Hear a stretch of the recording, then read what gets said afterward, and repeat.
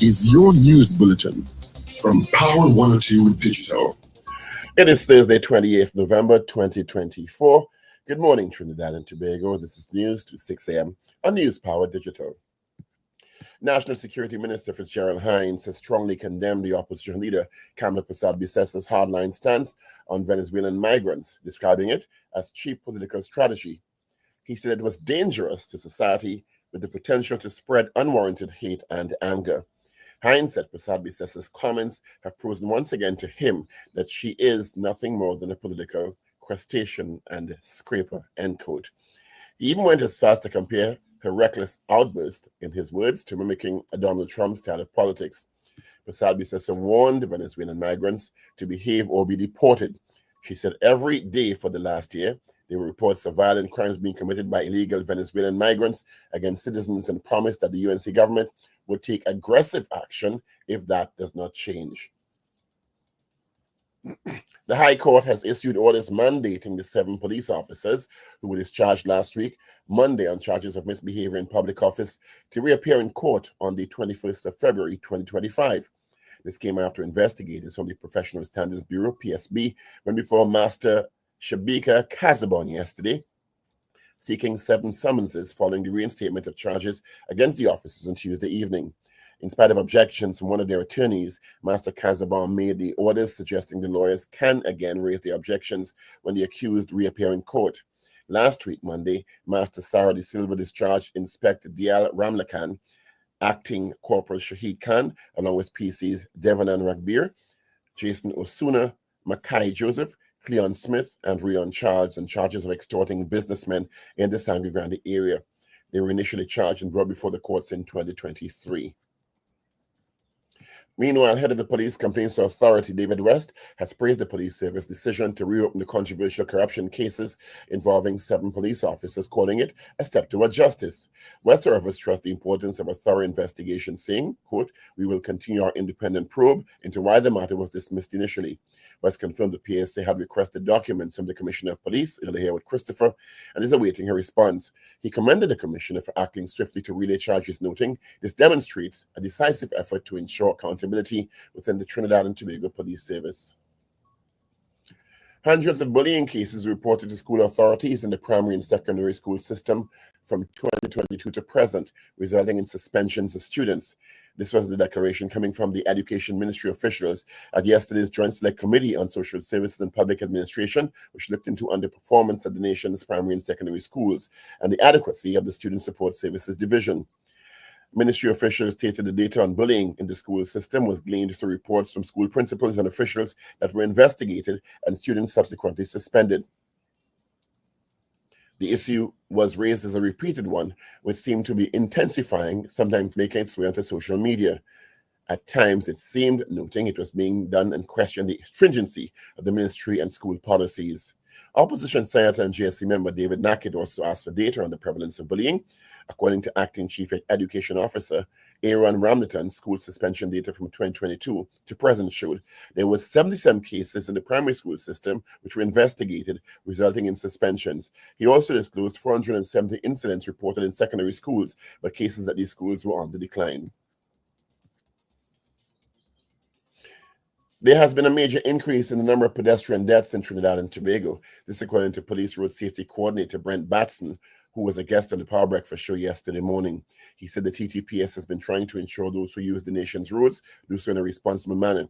He stated there's been a concerning increase in the number of accidents involving pedestrians, and this is an alarming trend.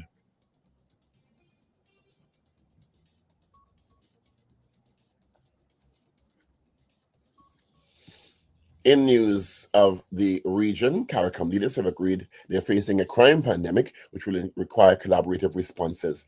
St. Lucia's Prime Minister Philip Pearce said this was part of the discussions at the recent CARICOM Symposium on Violence held in Georgetown, Guyana.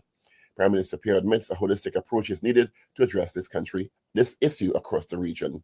And finally, officials from Canada, Mexico, and China have warned U.S. President-elect Donald Trump's pledge to impose sweeping tariffs on America's 3 largest trading partners could upend the economies of all 4 countries. Mexico's President Claudia Sheinbaum said, "To one tariff will follow another in response and so on until we put all our common businesses at risk." And that is news to 6 a.m. right here on News Power Digital. We'll have major news coming your way at 7 a.m. Good morning and happy Thanksgiving.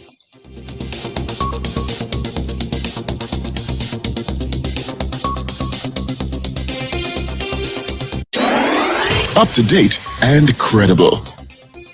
Power 102 Digital.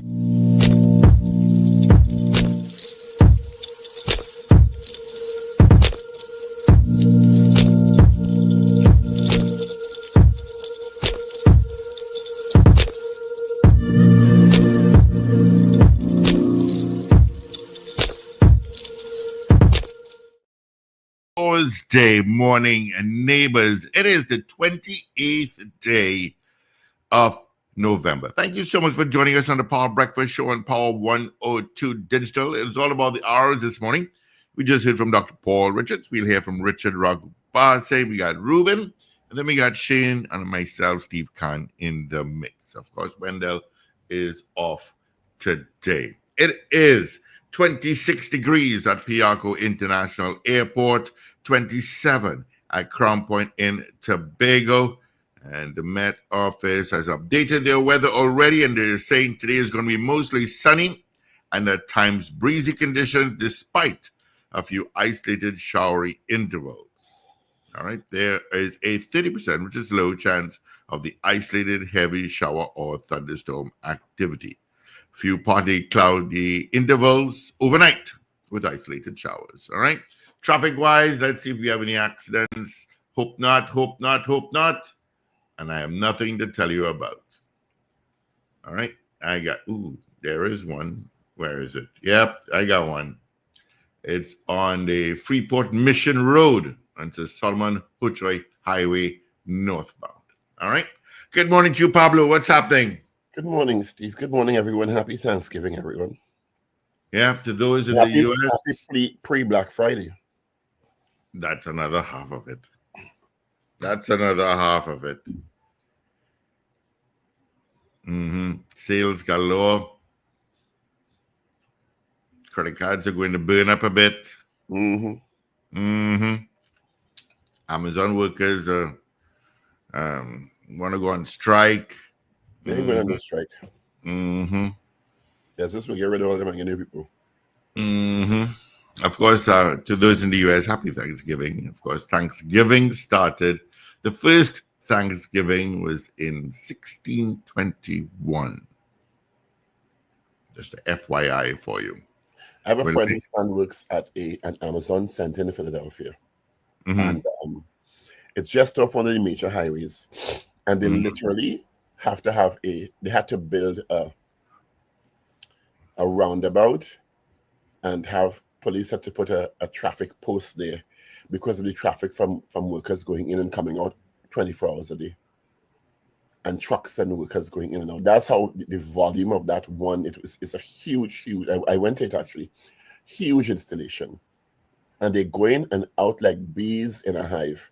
The workers are literally like worker ants going in and coming out 24 hours a day.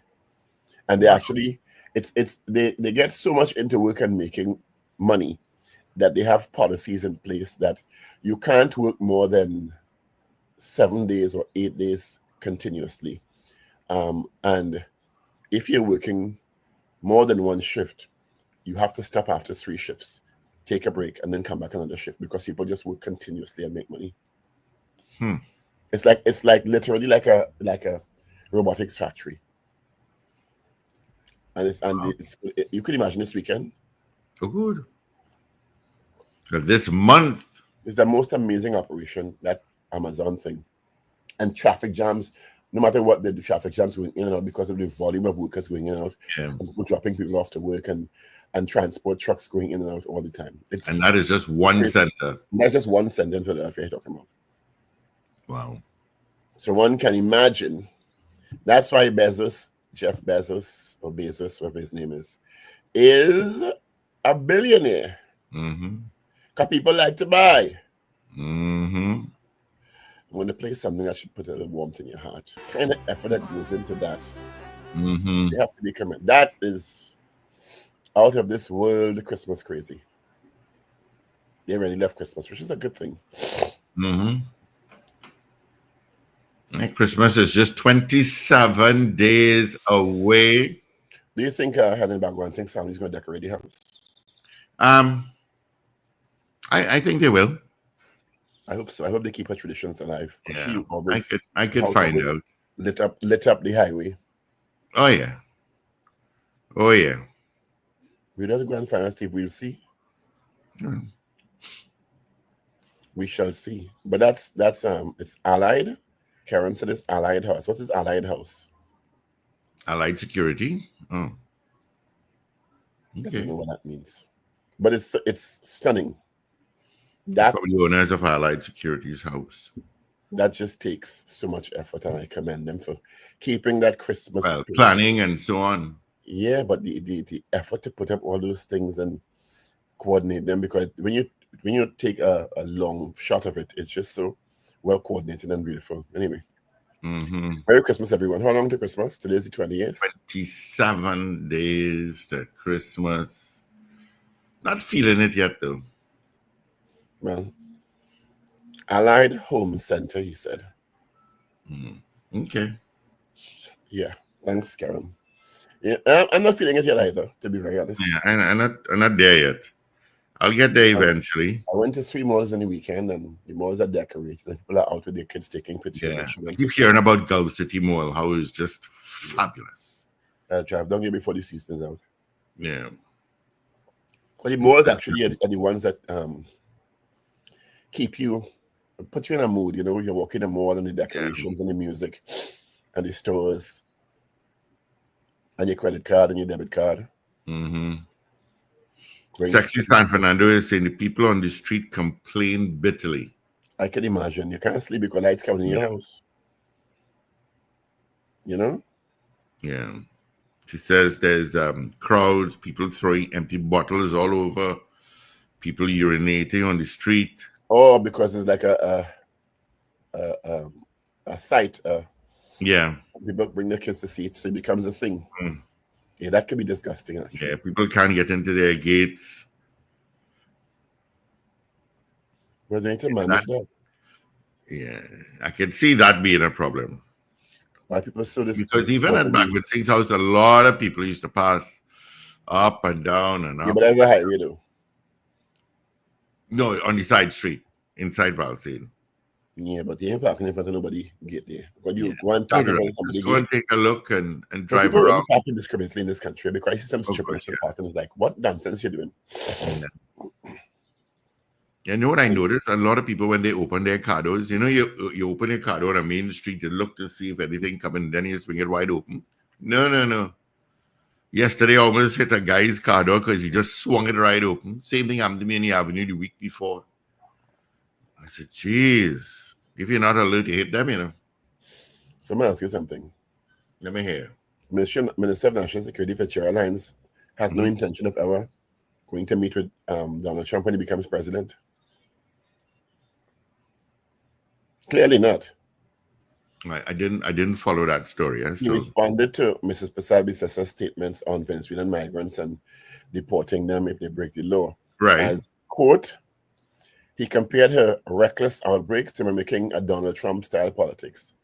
If you're slamming Donald Trump, you really have no intention of going to talk to him. Yeah.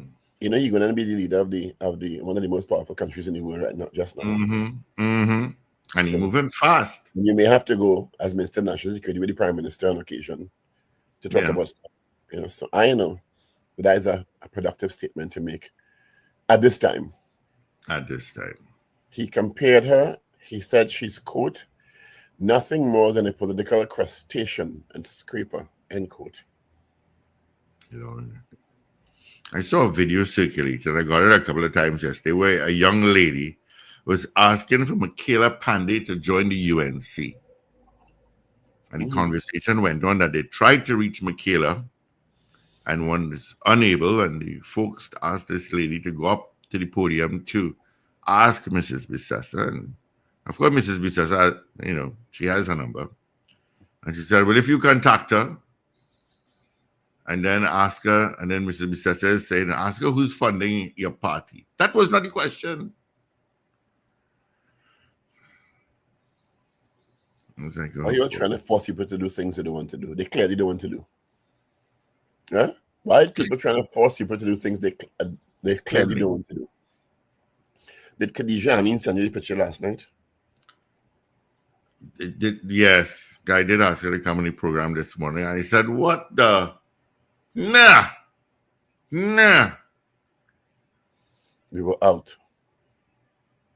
Oh, that was taken last night? On the town. Oh, really? Okay. Yeah, I was asking her.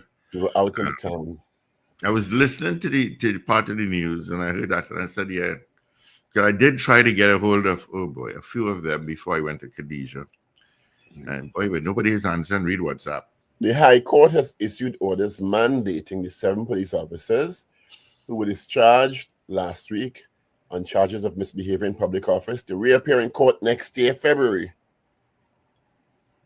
It'll be interesting to see how this case proceeds this time. And people are asking questions. And I know that there are different circumstances with different officers. So there are 14 in all. Now 7 officers have had the charges reinstated.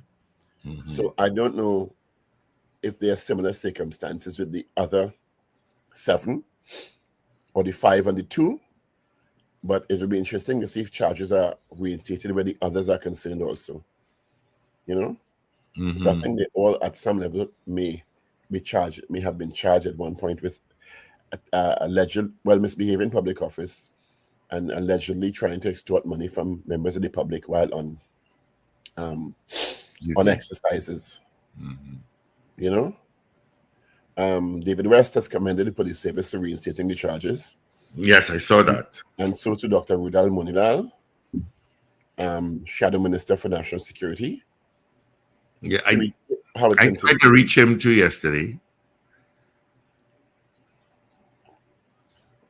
People could ignore you, boy. Good. Yeah, boy. What's that about? Yeah. There were 77 cases of bullying reported between 2022 to present in primary schools and primary schools 470 in secondary schools in the same time period. The Education Ministry said that the incidence of the reports of incidents of bullying were on the decline when they appeared before JSC yesterday. You know, they said the schools have a particular protocol and process that's followed, where if a child reports bullying to the teacher or the principal, and they don't get the kind of response they want, they can go to the school supervisor for the district. Mm-hmm. Ask me how many of them know who the school supervisor is. I'm now going to say that. Who would that be? And if I'm not mistaken, there's a supervisor for a number of schools. A supervisor will be for one school. No. Somebody could correct me if I'm wrong. No, it's not. Within an area, there are 7 educational districts. And there may be a supervisor or 2 for each of the districts. So I think they need to focus more on the process of the school itself, mm-hmm. and holding teachers and principals accountable for dealing seriously and expeditiously with incident reports of bullying. Because, I mean, we saw what happened the other day and how that situation unfortunately unfolded. And, of course, eventually, sadly, that young man, according to reports, took his own life because he was a victim of bullying, and the questions now as to whether the bullying caused him to take his life, which I thought was just such a very sad story. A cop out. No one wanted to take responsibility. Nobody. So he just get up in the morning and straight A student, and they just didn't seem to want to take any accountability at all. Good morning, Ragoobarsingh. Good morning, guys, and good morning to our listeners and viewers, wherever you are. Morning, on this Tuesday morning. Yeah, but I think that these numbers are, well, this is what the Education Ministry had, 70 or so in primary schools, and this is over 2022 to 2024, so this is over a two-year period, and 470 at the secondary school level. And they said those are reported and investigated cases of bullying at the schools, and that the cases were on the decline. Interesting. Is that also the data that reflected the dropouts and all of that? Yeah. Yeah. But they have a dropout problem and they don't seem to want to deal with it. I keep asking questions about who's tracking. One of the things I raised yesterday, and the dropouts are primarily in secondary schools. No oxymoron intended. They're generally in secondary schools because what happens is our laws only mandate you to go to school, to be in school. You have to be in school from the age of 5 to the age of 16. Very often, students reach the age of 16 and have not gone to Form 5 yet. You know? Yeah. Mm-hmm. So they're not mandated to continue in school past that. The education ministry said they, in some cases, monitor. Some go to private schools, some go to vocational trade schools, but there's nobody seemingly doing an investigation and tracking these students that are dropping out. I forgot how much they said. I was in a document somewhere. I think it's in the vicinity of almost 1,500 a year for a school year, you know? A lot. Out of the 18,000 or so cohort that moves up from SCA.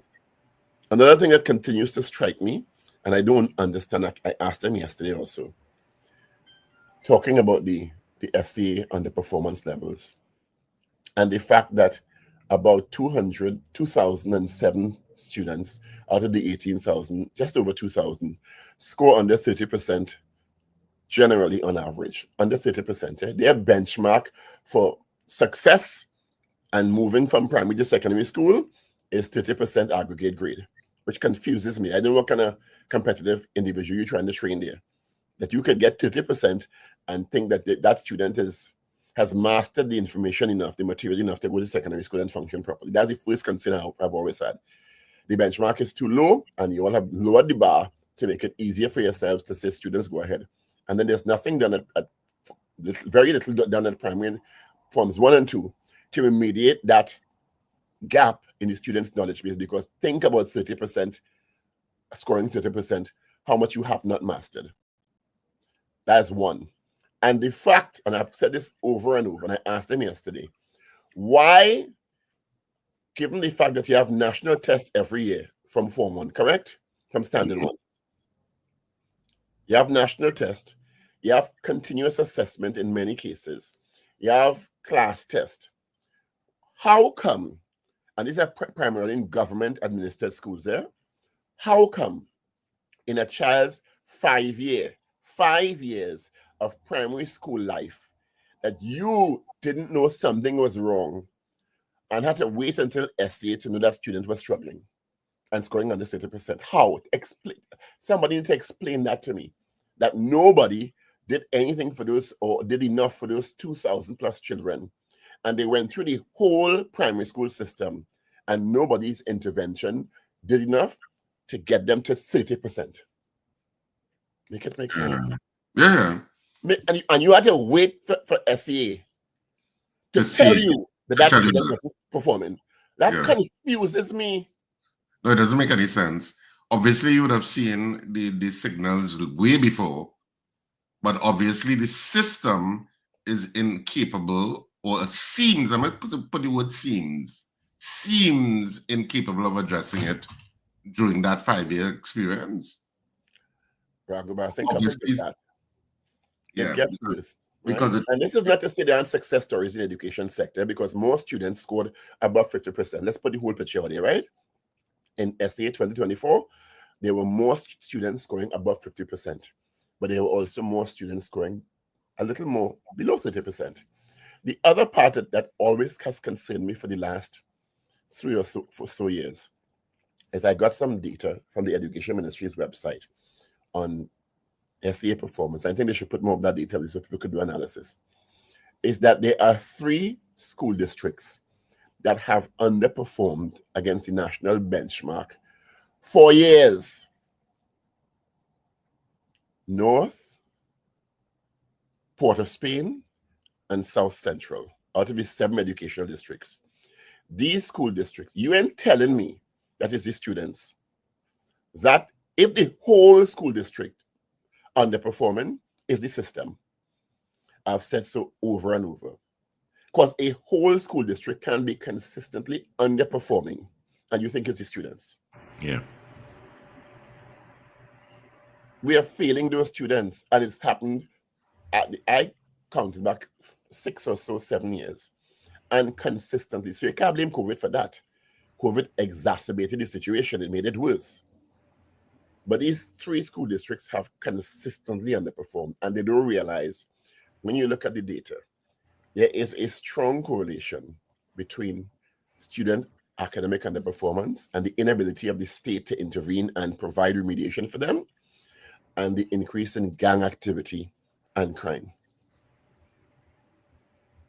Because if you tell me and you don't intervene and you tell me I'm a failure for 10 years of my life between primary and secondary school, I lose hope in the system and I get validation where I have to get it, sometimes in gangs.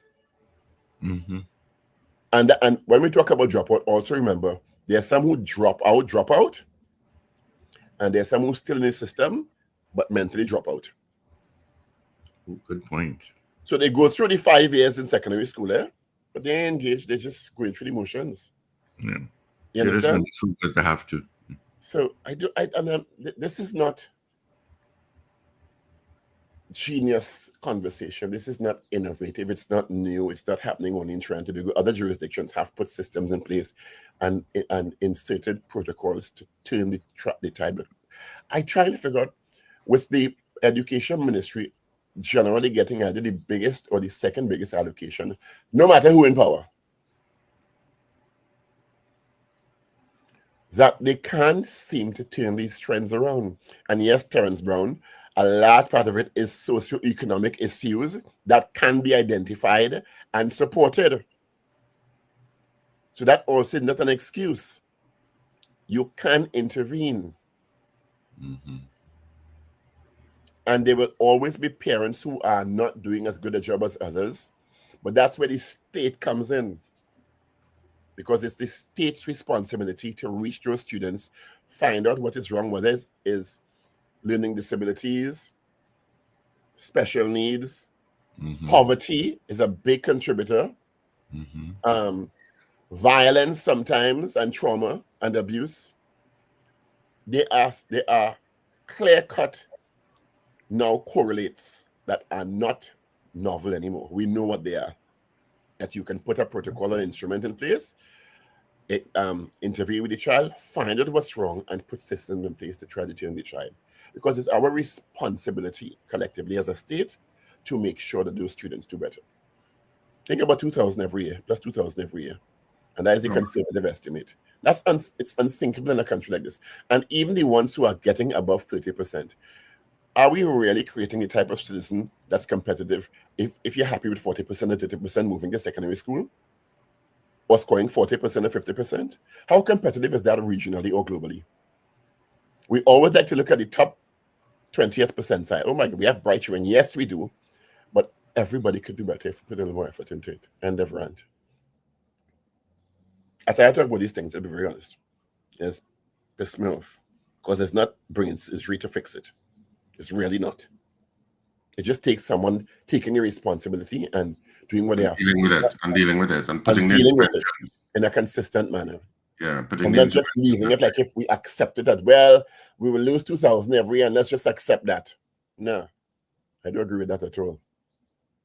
I don't agree with that. And then all else fails, well, they can do a trade. No. They can do a trade, but a trade is not the default.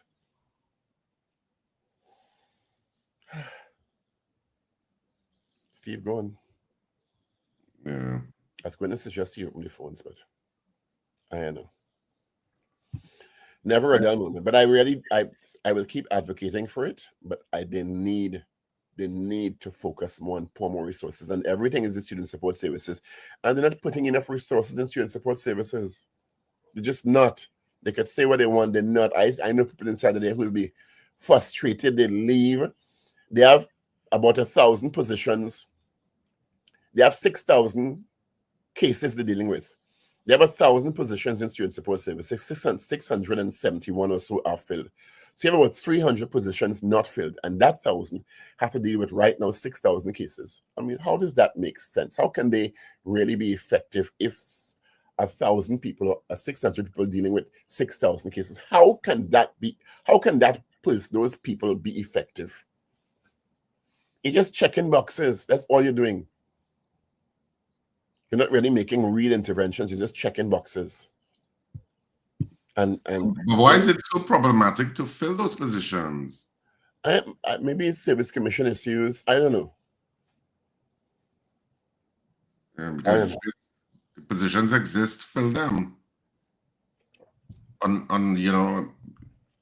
know people leave because of the workload and frustration to it. Because I know at least 16, 17 people who were in there. When you're under resourced, that happens. You're overworked and you're under resourced, and you just feel like you're not getting anywhere, and you're frustrated. Yeah. So eventually you feel like what you're doing doesn't add any value. I know of a former head of the Student Support Services Division, somebody with a doctorate who's done amazing work in the US, who lasts a year in there. Last 1 year, because he became so frustrated with the status quo and no inertia or no agency to change, that he just said, I can't operate in this space. An extremely qualified, bright man. You understand? Has written a plethora of books, has worked all over the US and in Europe. And he went in there with an energy to change and got frustrated after a year. I wouldn't go further, I have more I could say, but it's just extremely frustrating. Good morning, Avril. I am feeling much better, Avril. Thank you for asking. I appreciate that. Sudafed is the bomb. And it sells all over the place. I went 4 places before I get 1 card of Sudafed because so many people have this flu. Well, they could keep that, yes? I don't want anybody to get it. And it's affecting so many children in secondary schools and primary schools. So, anyway. Honestly, a big happy Thanksgiving, of course, to the Americans and certainly to my family in North America. Happy Thanksgiving. Well, some of you might be up. Some of you still ain't up because it's a holiday. So I know some of you sleeping late. Until you get join late. I played this earlier on. This is a lighthouse in San Fernando. Isn't that beautiful? Wonderful, yeah. That's amazing. That is, wow. Like a national landmark every year now. And cars pull up. You all don't be urinating from the people place and parking in front of the gate when you go to look at the house now. Go with your children and behave yourself now. But people do that? Yeah, the people complain about bottles, beer bottles, and the stench of urine when they come out in the morning and people blocking the gates and stuff. Go and behave all yourself. And like people doing it to bring some Christmas cheer. Oh, yeah, behave all yourself. You know? Everything be celebrated with alcohol in this country. God. So people come in and see the lights, so they come in and make a lime and drink alcohol and piss in front of the house. Pamela Moses, could you describe what is a duncy head child? Why would you call a child a duncy head child? What does that mean? You know, that is such an archaic thought process, eh?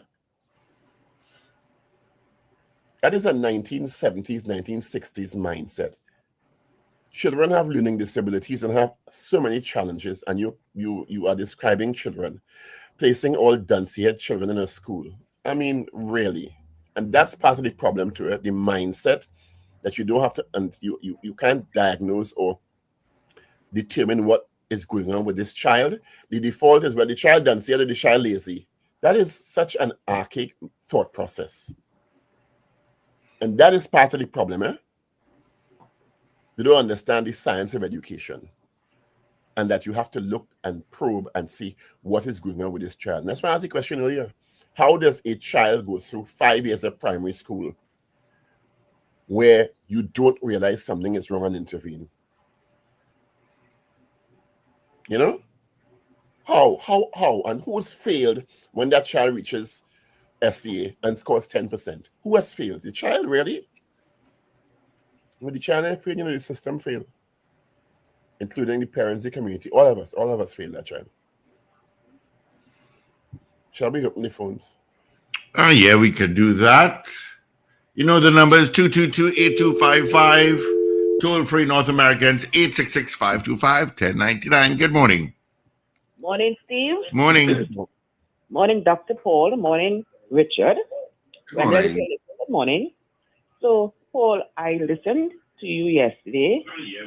I listened attentively to the JLC.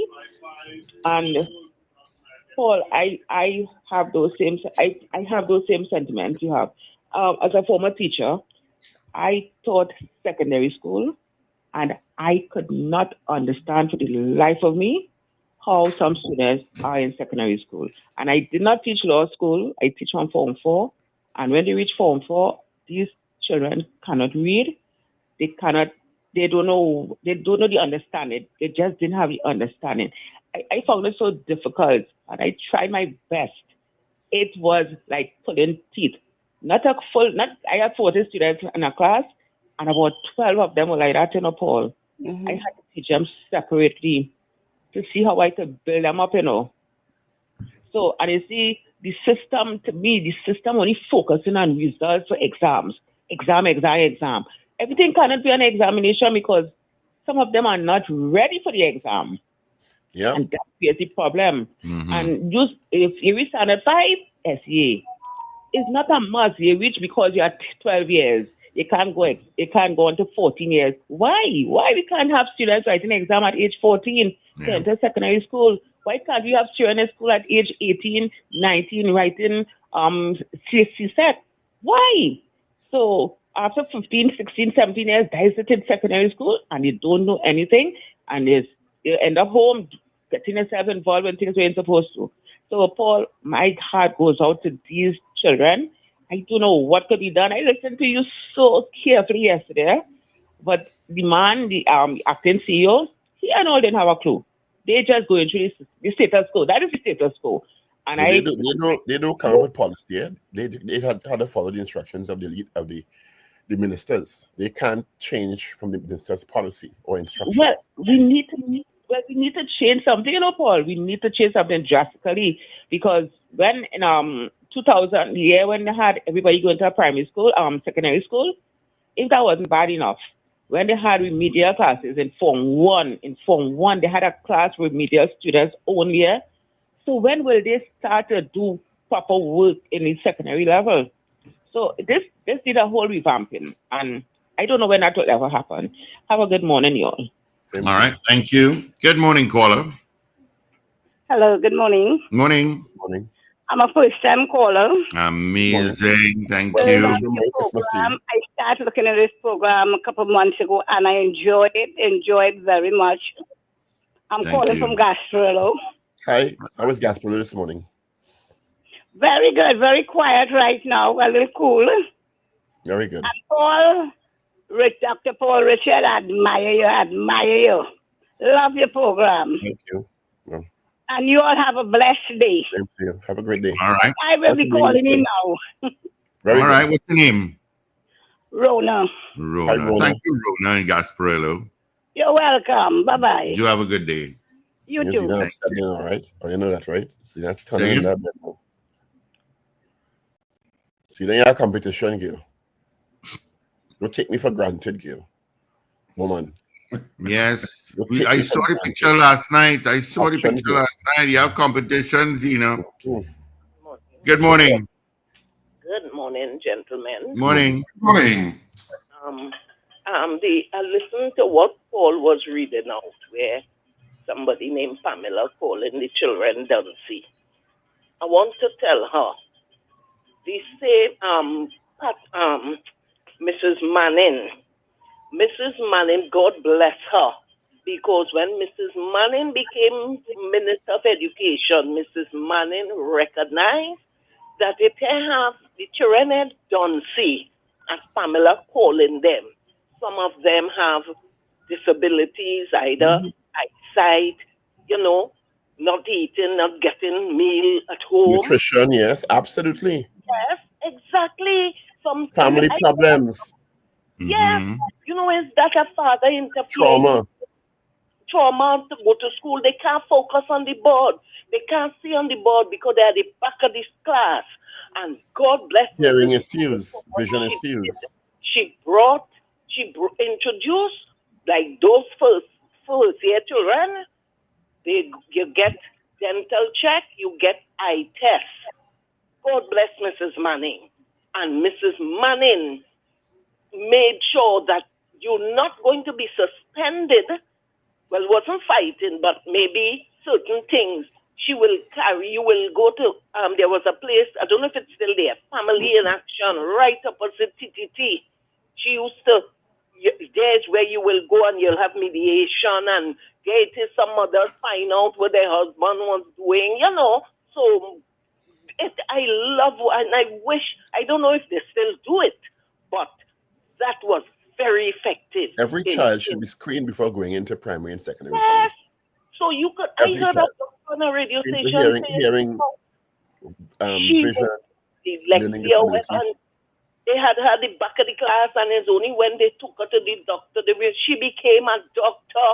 So this thing with Duncy children, the Duncy children, all you want to call them Pamela, some of them just go to the schools and do better than those who wasn't labeled. I can give you 2 examples, ma'am. 2 examples. And before I go, I want to praise the TTPS in the Marabella area for the good job they did in intercepting those car thieves. I think 2 got killed. I think that's on the news.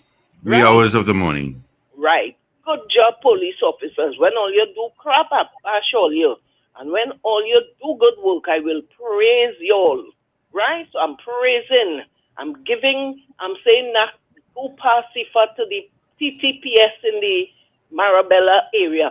Does anybody know if Nicole Clement, the WPC in the case with the Barakpur killing, where 5 officers went free and she became a hostile state witness, if she's back on the job, Lincoln, could you say? I know you just Follow the police. I want to find out what's going on with Nicole Clement. Y'all have a blessed morning. I can give you 2 examples. A family member of mine struggled in primary and secondary school for years until his mother took him for a test. He was diagnosed with dyslexia. His grades shot up after he was given the intervention. He went to UE, topped his class in engineering, and now heads one of the state entities in the country. A god brother of mine, same thing, struggled in primary and secondary school. They tried everything in Trinidad. The family sent him away. They did the probe, diagnosed him. He became one of the top engineers in NASA. What would have happened if these 2 people did not get diagnosed? Were they duncy head because they were struggling? No, there were issues that were undiagnosed. And the correct interventions were made. Correct interventions worked. So how do you translate that on a national scale when you have those kinds of issues? Now, that's not to say student support services is not doing some of that, eh? Don't get me wrong. That's they what are doing some of that. But they don't have enough resources to be as effective as they could be. Yeah. Good morning, caller. Good morning, Steve. Buenos dias. Mi amor. Buenos dias. I don't think so anymore. You know, you should see the picture. You should see the picture from last night. Paul, your voice is much, much, much better. So I know, and you're not as grouchy as yesterday, so maybe you're feeling better too. You know? You give me something sorry yesterday, so. Yeah, the portion you get. Listen. From Zena or from somebody else? Steve, you see, you like to intervene and make my canal. No. It was just a picture I saw last night. Oh, I know. Of your QD? No, with Paul. Oh, okay. Paul was Lyman. Well, you know, you have to tell little tales too. I could know my business. Anyhow, you see, Paul, that topic that glad you raised it and you dealt with it with them in that committee. Now, we dealt with that here over and over.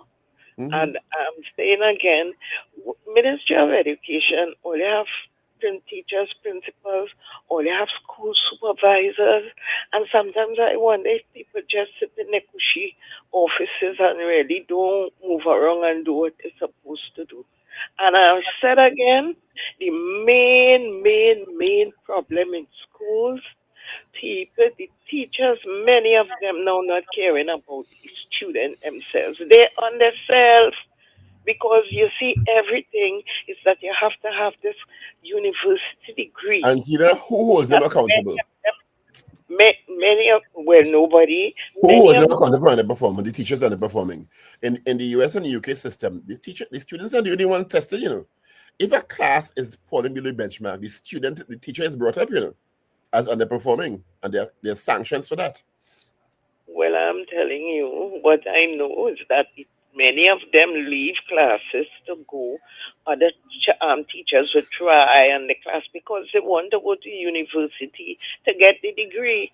And when they get the degree, the most they're concentrating on is that you want to be a teacher too, promoted to this post and that post, and you're fighting down position. But we should also say, you know, there are very good teachers out there.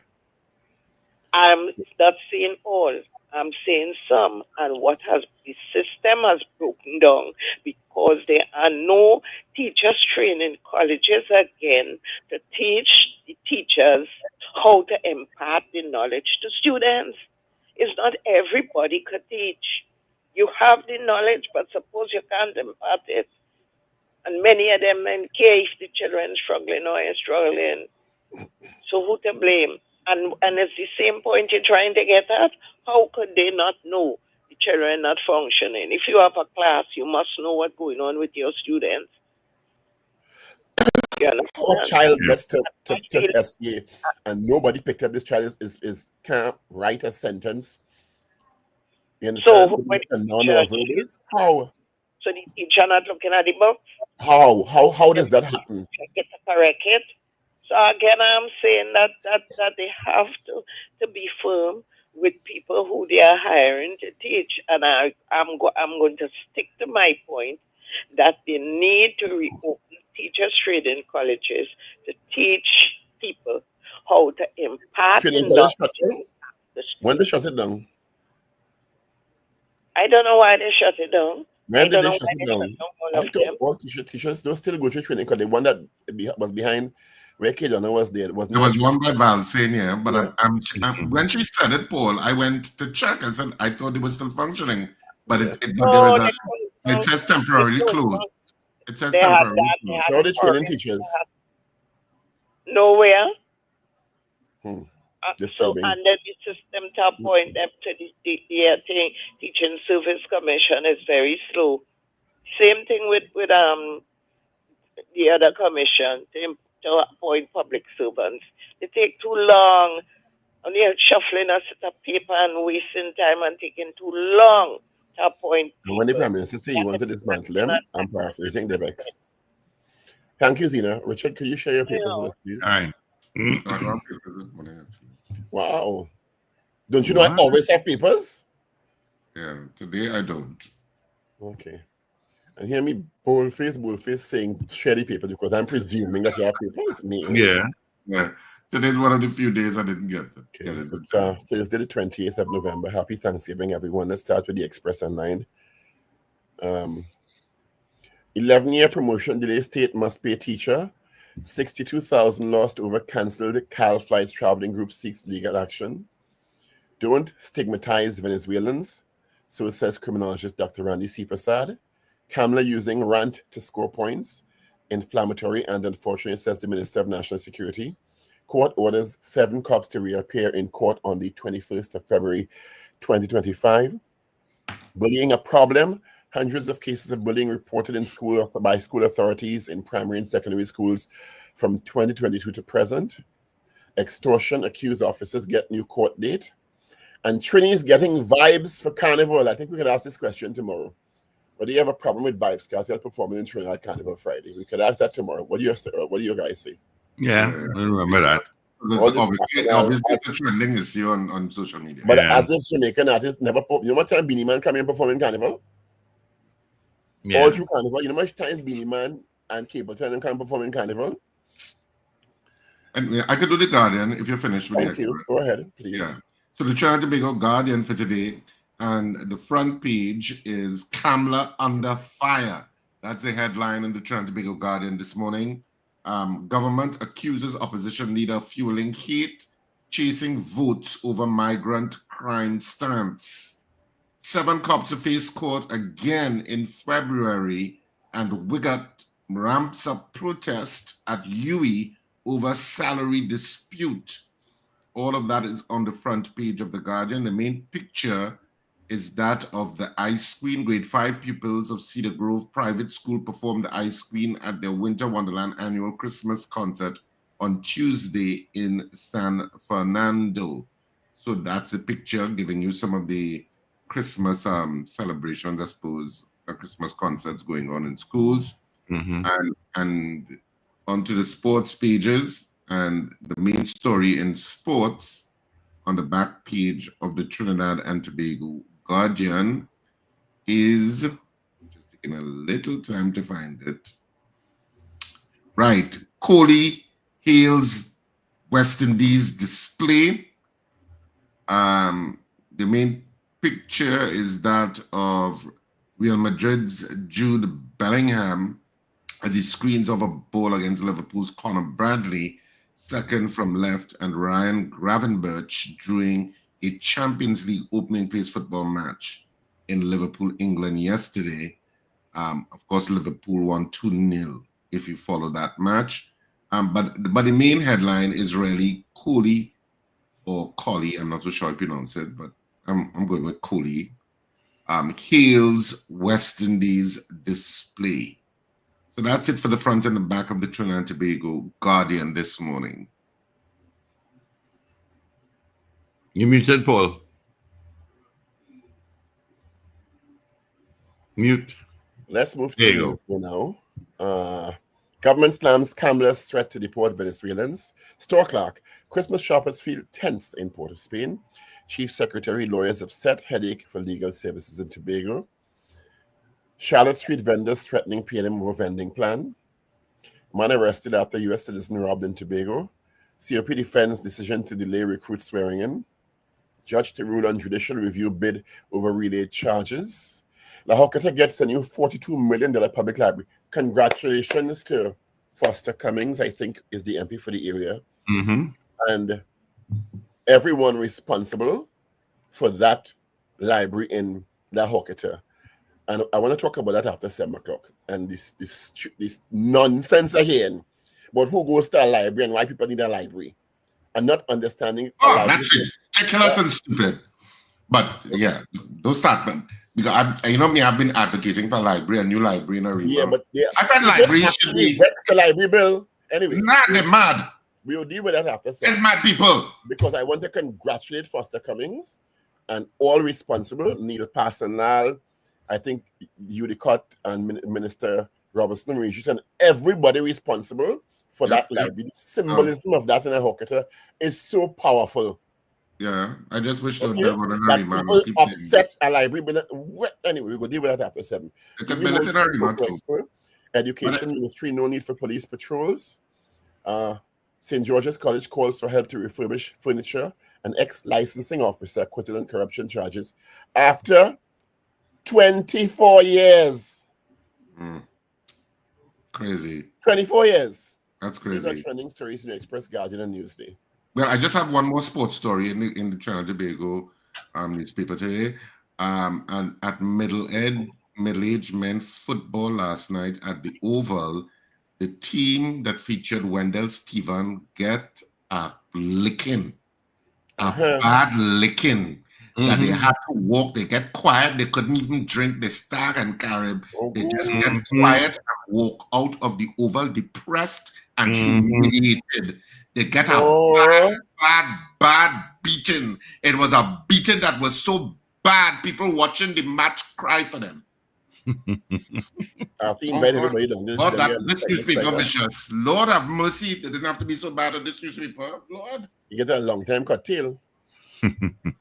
All right, let's get the results of our morning poll, where we asked you yesterday, do you agree with the position of the opposition leader on deporting illegal Venezuelans who break the law in Trinidad and Tobago? That was our poll yesterday. Results are in. 92% said yes. All right, let's get into this morning's poll.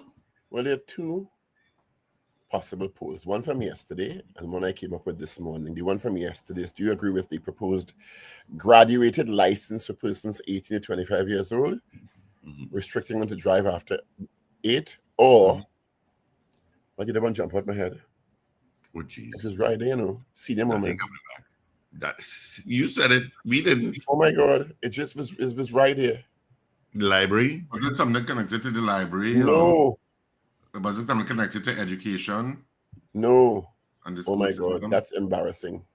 Oh, I got it. It came back. Oh, good. I had to pull it here. Do you agree with charges being reinstated against the 7 police officers? That's what it was. Whew. That was a rough one, boy.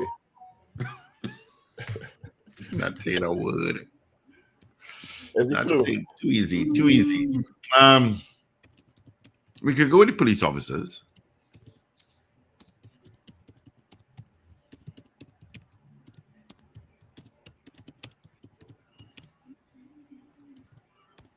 Right. Whew. That was rough, boy. Whew. It disappeared for a second, yes? It happens at your age. So the poll question this morning, do you agree with the charges being reinstated against the 7 TTPS officers? That's our poll this morning. So do you agree with the charges being reinstated against the 7 TTPS officers? Of course, you can start voting now. It's 222-TALK, 222-8255. North Americans, 866-525-1099.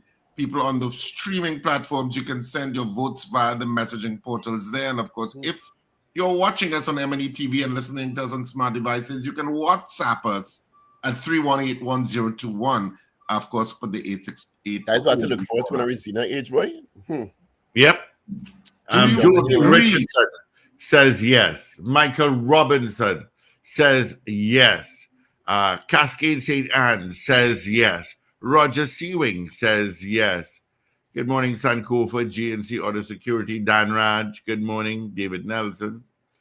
Where was I? Okay, Michael Robinson. Right. Do you agree with the charges being reinstated against the 7 police officers? Yes or no? Rennie Devines, aka Strong, says yes. Alistair Hart, yes. Southman, yes. Marcia Rock, happy Thanksgiving, Marcia. Yes.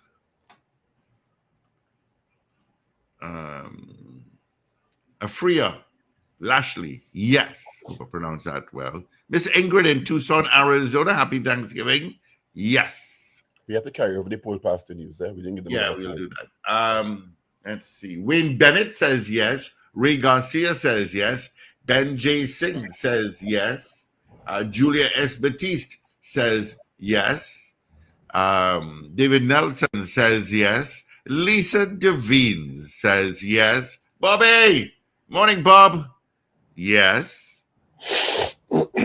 Let's see. Wayne Lala says yes. Jess Kennedy says yes.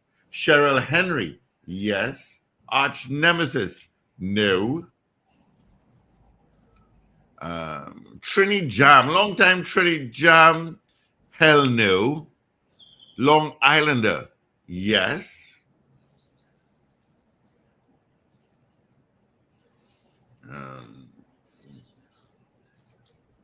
Slick Money Grip, yes. Royalty Forever, yes. Dexter Ramirez, yes.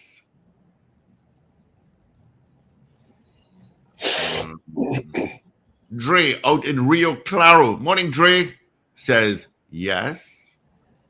Carol Guevara, aka Gova, yes. Michael Gradison, yes, yes, and a yes. Kenny out in Harlem, happy Thanksgiving. I say yes to the poll. All right.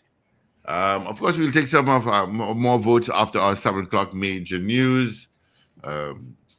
Just for a few minutes, and yeah, we'll continue with our poll. All right, Let's get into our 7 o'clock major news right now. Evie is in. This is your news bulletin from Power 102 Digital. National Security Minister Fitzgerald Hines strongly condemns the opposition leader's hardline stance on Venezuelan migrants.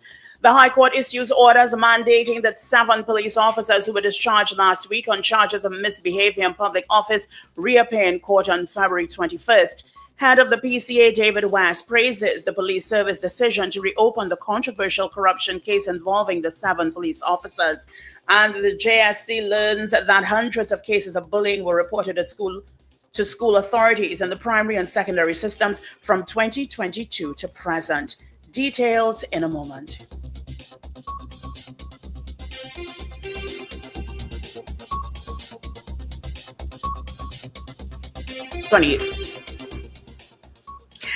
This is news to 7 o'clock on Power 102 Digital. I'm Avril Sintel-Bab. Good morning.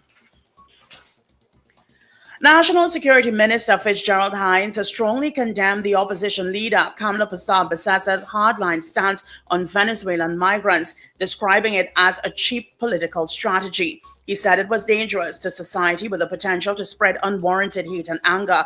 Hines said that Persad-Bissessa's comments have proven once again to him that she is nothing more than a political crustacean and scraper. He even went as far as to compare her to her reckless outbursts to mimicking a Donald Trump style of politics. Persad-Bissessa warned Venezuelan migrants to behave or be deported. She said every day for the last year there were reports of violent crimes being committed by illegal Venezuelan migrants against citizens and promised that the UNC government would take aggressive action if that does not change. The opposition leader lamented that the UNC has repeatedly called for a clear migrant policy to be implemented by the state. However, Hines said the government already has a policy in place, and therefore the opposition leader is calling for something that already exists. Hines said the process of deporting illegal migrants was as old as Methuselah.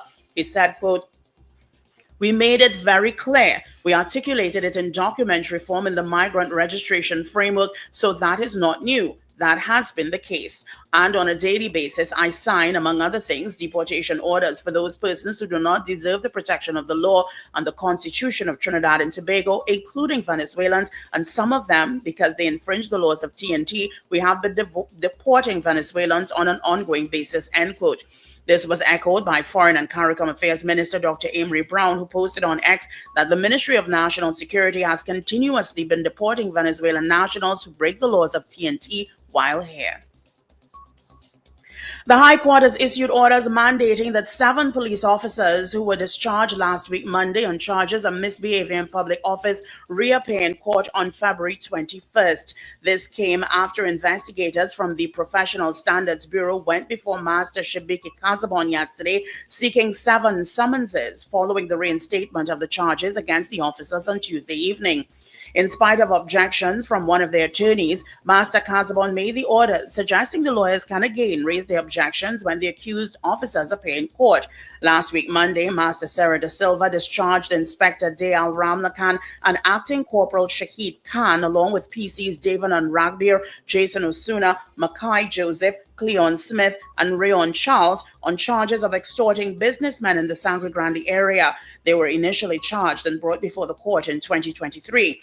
However, based on 2 consecutive failures by the police prosecutors and charging officers to follow court-imposed directions, the master discharged the officers, allowing them to walk free. The police service issued a media release on Tuesday announcing that the charges had been reinstated following consultation with the Office of the Director of Public Prosecutions. The officers were charged for misbehavior in public office and conspiracy to pervert the course of justice by willfully making false written statements to implicate a victim in a criminal investigation involving the operation of an illegal gaming house. Meanwhile, head of the Police Complaints Authority, David West, has praised the police service decision to reopen the controversial corruption case involving the 7 police officers, calling it a step towards justice. However, West stressed the importance of a thorough investigation, saying that the PCA will continue independent probe into why this matter was dismissed initially. West confirmed that the PCA had requested documents from Commissioner of Police Earle Hayward Christopher and is awaiting her response. He commended commended the commissioner for acting swiftly to relay charge, noting that this demonstrates a decisive effort to ensure accountability within the Trinidad and Tobago Police Service. Opposition MP and Shadow Minister of National Security, Dr. Ragoobarsingh, also welcomed the reopening of the case, but emphasized the need for broader reforms within the police service. He criticized the ruling PNM government, accusing it of weakening the independence of law enforcement agencies. You are listening to news on Power 102 Digital to 7 o'clock. Hundreds of cases of bullying were reported to school authorities in the primary and secondary systems from 2022 to present, resulting in suspensions of pupils. This was the declaration coming from Ministry of Education officials at yesterday's Joint Select Committee on Social Services and Public Administration, which looked into the underperformance of the nation's schools and the adequacy of the Student Support Division. Ministry of Education officials stated that data on bullying in the nation's schools was gleaned from reports to school officials that were investigated and students subsequently suspended. Chaired by Independent Senator Dr. Paul Richards, the JSC expressed concern over school violence, bullying, and underperformance in the primary and secondary systems. Richards said the issue was a repeated one, which seemed to be intensifying and sometimes makes its way to social media. He said at times it seemed that nothing was being done and questioned the stringency of the ministries and schools' policies. Opposition Senator and JSC member David Naked also asked for data as to the prevalence of bullying. According to Acting Chief Education Officer Aaron Ramratan, school suspension data from 2022 to present showed that there were 77 cases in the primary school system which were investigated, resulting in suspensions. Ramratan disclosed that 470 incidents were reported in secondary schools, but cases of these schools were on the decline. Meanwhile, amid significant spending on remedial efforts at the primary school level to improve the performance of students with low grades, there was concern from the chairman, Dr. Paul Richards, about pupils who continue to struggle academically. The JSC inquired into the underperformance at the nation's schools and the adequacy of the Student Support Services Division. Acting Chief Education Officer Aaron Ramratan admits there's need to correct challenges faced in the remedial program, adding full participation of students is vital moving forward.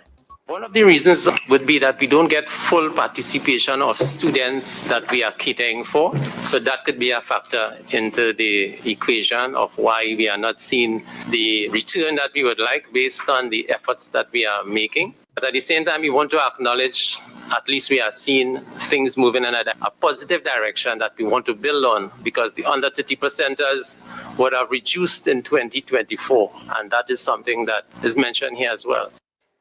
Dr. Richards said vulnerable students cannot be left behind, as there could be serious implications if this approach is not taken and can be targeted by criminal gangs. Sort of 80 schools with, I do believe, the investment in that was about $10 to $12 million from 22 to 24. Would that be correct? In the remedial program, correct? Yes. The number of schools compared to the overall category is quite low. While it is admirable to look at the successes, we must also look at the gaps. Because to me, the vulnerable students who continue to underperform are the ones we need to really focus on. So while I commend the ministry for those who are doing better, there is a significant level of continued underperformance as is identified by this data. Well, finally, here's weather news for the period today till midnight. Trinidad and Tobago, mostly sunny and at times breezy conditions, despite few isolated showery interruptions. There is a low chance of the isolated heavy shower or thunderstorm activity. Few partly cloudy intervals overnight with isolated showers, gusty winds, and street or flash flooding can occur in the event of heavy downpours. You can expect a temperature high of 33 degrees Celsius at Piarco International Airport and 32 degrees Celsius at Crown Point in Tobago.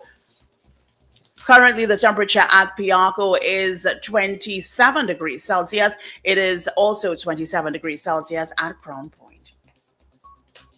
Recapping your headlines to 7 o'clock, National Security Minister Fitzgerald Hines strongly condemns the opposition leader's hardline stance on Venezuelan migrants. The High Court issues orders mandating 7 police officers who were discharged last week on charges of misbehavior in public office reappear in court on February 21st. Head of the PCA, David West, praises the police service decision to reopen a controversial corruption case involving the 7 police officers. And the JSC learns that hundreds of cases of bullying were reported in school or to school authorities in the primary and secondary school systems from 2022 to present. I'm Avril Sintel-Bab. That was news to 7 o'clock on Power 102 Digital. There's more news coming up in detail at 12 noon today and an update at 8 o'clock this morning. For more details, log on to power102fm.com. Up to date and credible. Power 102 Digital. All right. Thank you so much, Avril, for major news. You could join her again. Come at 8 o'clock for our news brief. All right. Quickly, traffic. Yep, you've got it everywhere. I have no accidents to tell you about. Yep, you've got it everywhere. Where you think you'll get traffic? You will get traffic. Again, let's take some more votes on our morning poll, where we asked you, do you agree with the charges being reinstated against the 7 police officers? All right. We are still taking some of your votes on this. I don't know if Richard is listening, but Lester Craigwell says no. Okay. All right. Let's see what we got here. Somebody says, good morning, guys. Kim from Sugargonis. Morning, Kim. Says yes. Eve, who didn't want to let me in the house last week Friday for lunch, peeping through the window, says yes. Thank you, Eve. All right. Do you agree with the charges being reinstated against the 7 TTPS officers? WhatsApp 3181021. You can call in 222-8255. Toll free North Americans 866-525-1099. Good morning, caller. Good morning, gentlemen. Sandy Grandy, Double Jeopardy, no. All righty, Grandy, have a good one. Ann McIntosh out in Oshawa says yes. Thank you. All right, let's see. Toon Luke says yes. He says 1,000%. Can we see the evidence we should court this time? Well, that's what Cheryl Henry is saying. We will see the evidence we should court, and the prosecutors fulfill their mandate as ordered by the masters of the court. We will see how it goes this time. We'll see how it goes. Good morning, caller. Pleasant morning, gentlemen. Morning. Paul, first thing, I need you to get some hot fish broth. Make sure a hot pepper is in the fish broth. Plenty grouper, plenty everything. The hot fish broth will work. Oh, take NyQuil and keep for 8 hours. It will work, Paul. You think you want me to drink fish broth with ginger? Yes, to the question. Okay. What is your answer to the question? Yes. Yes, to the question. And Paul, I tell you, a girl grouper, a young grouper, listen to what I'm saying, or some my dolphin. That will work for you, man. Mark my words. Go on. He was liming with a young grouper last night. Steve, what's wrong with you? What is wrong with you? Nobody knows. Thank God. Wayne Joseph in Ontario, Canada says yes. What is this fight going on in the chat here now? It's a fight. I'm just looking for keywords. Tell you. Oh gosh, Hector, behave. Cheryl Henry, what's going on? All right. So we take about 5 more minutes again to take your calls. 222-8255, toll free North Americans, 866-525-1099. WhatsApp at 318-1021. Of course, on Facebook and on YouTube as well. Right? Do you agree with the charges being reinstated against the 7 TTPS officers? Yes or no? All right. We'll take some here. Let's see if we have anything on WhatsApp. No. Nothing there. Nothing there.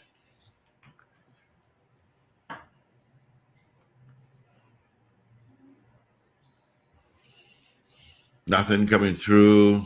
Do you agree with the charges being reinstated against 7 police officers? Do you agree with it? Yes or no?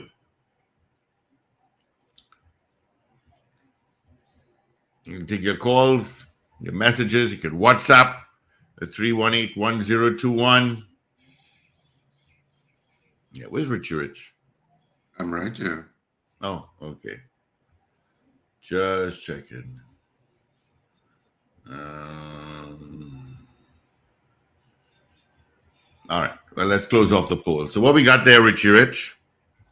Well, our poll this morning was, do you agree with the charges being reinstated against the 7 TTPS officers? We had 38 people voting in the allotted time that we gave you to vote on this poll. And of the 38 people, 34 of you said yes, you do agree with the charges being reinstated, where 4 of you said no, you do not agree. So, of course, the yeas have it this morning in terms of our voting. But, of course, you can continue to vote on this poll throughout the day, through our programming, and we'll give you the final result tomorrow morning, which will be Friday. And the weekend would be in full swing because, of course, the weekend begins tonight, people, at a second after midnight. Of course, if you're in the U.S., your weekend may have already begun because, you know, some of you ain't going nowhere on time. You have taken the entire week. It's a short week for so many people. Soapbox moment. I want to get him a soapbox this morning. So there is a new $42 million library opened, public library, the Hocata Public Library, opened at Slinger Francisco Boulevard in the Hocata. It was opened on Tuesday, November 26th. MP for the Hocata Tel Power, Foster Cummings, MP for Diego Martin Central, Simon de Nobrega, who is the Minister of Communication under whose line Ministry the Library Services fall, and Housing Minister Camille Robinson Ricci. So I'll give remarks to the opening ceremony. And I am so disgusted to see on social media people coming out and chastising the government. That has to be a minority of stupid people. No, I've seen quite a number of stupid people, Richard. Still a minority. In these threads. Talking about who goes to a library these days when everything online and don't understand what a library means and how important it is to open libraries in areas like La Hocata. And let me tell you, I'll go a step further. If they open a library in Westmoreland, nobody would have said a word. Or Cascade. Well, they opened a new library in that area. But they did open a new library in that area, in the Diego Martin area there. Nobody say a word. Yeah, I didn't hear them that much complaints about it. Exactly. So then why do you think there is this, even if you call it minor remonstration, because it's La Hocata? Why? Because they don't feel people from La Hocata deserve that kind of money spending on them. That's where the mindset coming from, basically. The library is a symbol of hope and promise and productivity. A library is not only about books in the present construct. It's about arts and culture. It's about education. It's about giving people a sense of being invested in for the future. The library also has computer labs because everybody feel that everybody have a computer or Wi-Fi at home. The library is a place for children to go and do homework, research. But it's also a place for hard cover books where you can do research. Because sometimes you need the book in your hand, huh? Yeah. So you do. That where people don't go library again is nonsense. Nonsense. And commendations to all who are responsible for opening that library in that particular area, because that is what those areas need. For the people to feel that somebody, the state, is investing in their future. They like to talk about a lot of crime comes out at Hocata and Maloney and thing.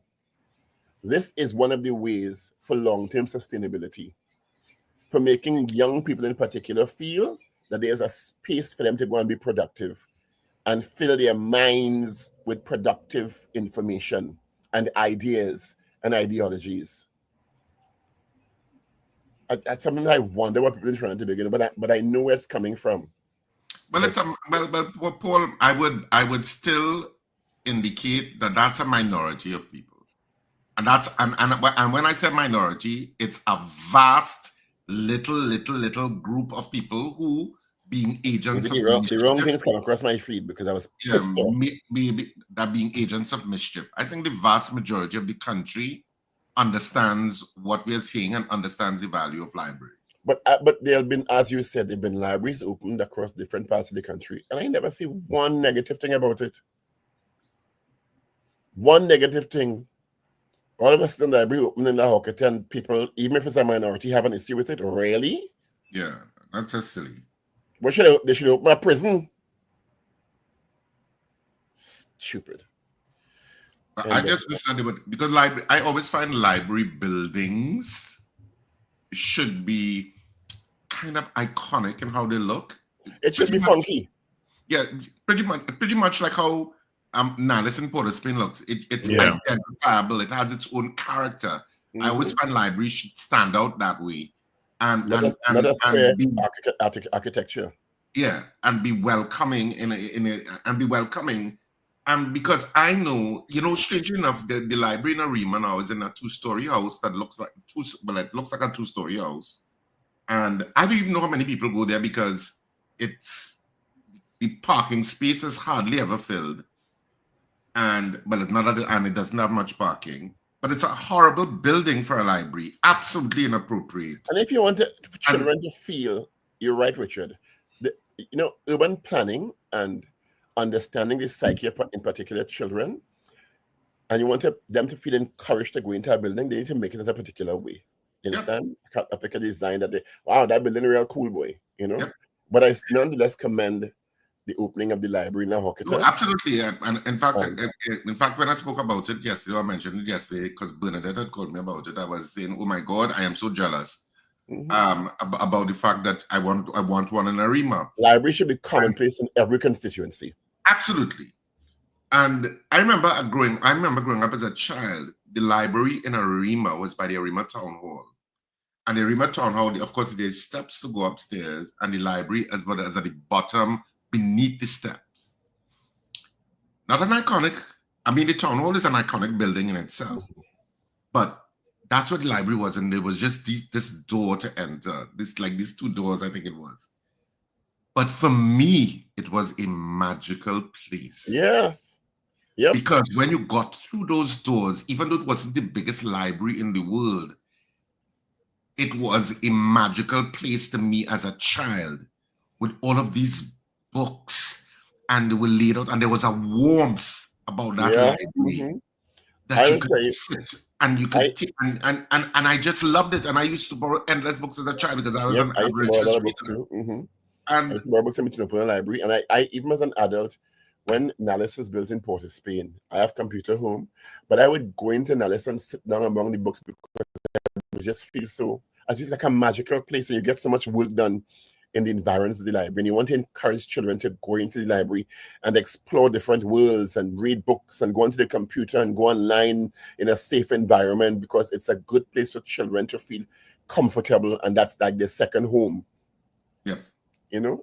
So congratulations to Foster Cummings and Neil Parsonal and everyone responsible for opening that library, and open libraries like that in every constituency in Trinidad and Tobago. Yeah. Better libraries than prisons.